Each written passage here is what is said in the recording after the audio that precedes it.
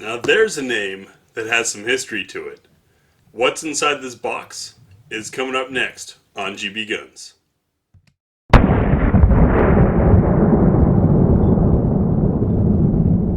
So to start, the box is nice and firm and does have holes for locks in it. It's got this sliding style. We open up to a bag with our manual in it, as well as a decal and an offer for some 30 cal carbine ammo. And there she is, an Inland 1911 A1.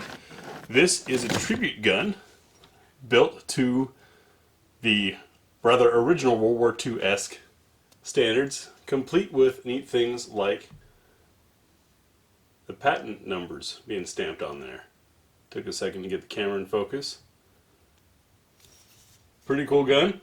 I'll get the case out of the way and we'll take a look at it. So of course, first things first, we'll show clear.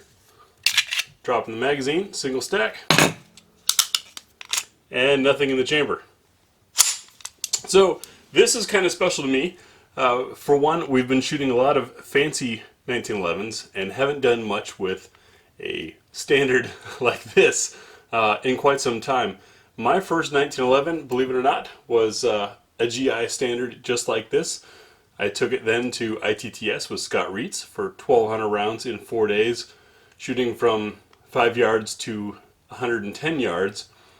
And boy, were my hands tired, and I came to appreciate the advances. Sent the gun off to a custom shop, had a bunch of fancy work done to it, that of course now is standard on a lot of other guns, and sort of regretted it, because these are beautiful, sleek lines, very historical. So coming around the front side of the gun, we see we've got, of course, our standard bushing, no rail, because that's the way it was. Slim, low profile front sight. Those patent numbers printed on there. I think that's pretty neat. No checkering on the front strap. Basic trigger, all smooth around. And all the controls within reach, because Browning knew what he was talking about. Plastic grips, which is historically accurate on some guns, to my understanding. There was also wood. Coming around the back side, simple striping on the back strap, which is comfortable. The classic standard beaver tail safety, notice it doesn't swing up, nor is it raised here. So you actually have to have a good solid grip on the gun, and you have to keep your hand low. Tell you what, having a gun like this as a first pistol taught me a lot. I never got bit because I was afraid of it. Looking at our slide to frame fit, we've got a little bit of room there. Otherwise pretty clean. And on the right side of the gun, so now let's take a look inside the gun, and here's where all the hardcores are going to start making some hater comments. So I'll pause while I'm doing this to give you a chance to write those down. The way I do this, I think, is much simpler. Bring the slide back to line up that hole there. Push on the pin. Pull the pin out. We can now separate the slide from the frame. Slides right off. Set the frame down.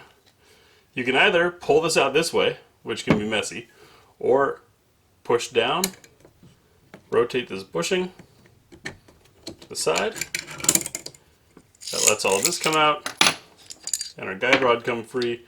Rotate the bushing about 15 degrees the other way. That comes out, and now we can remove our barrel. Now the gun is a bit dirty because I've already shot it. We took it out for some fun last weekend and enjoyed it, so I'll wipe things clean while we talk about it. Our barrel's pretty standard. Nice polish there, though, at the ramp. We have our standard length guide rod. Not all super long. Some people argue that the longer ones add to accuracy. I argue the shorter ones make disassembly a lot easier.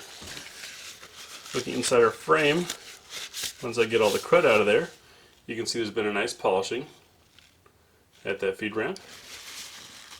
And of course the standard length as expected rails. So basic GI 1911. which I'm going to allude is going to be fun to shoot, because normally we do the unboxing before we shoot. That just didn't work out that way this last time. You can see though this is an 80 series. It does have that extra drop safety there. But there you have it. Take a look at that sight picture. Basic blades. So that's Inland's 1911 A1 as it comes out of the box. Except, of course, they're cleaner when you get them new. We'll get this out to the range and some footage on it, and that'll be released soon. Do you have one of these? Have you ever thought about getting one? Do you know someone who has? What about going back to basics?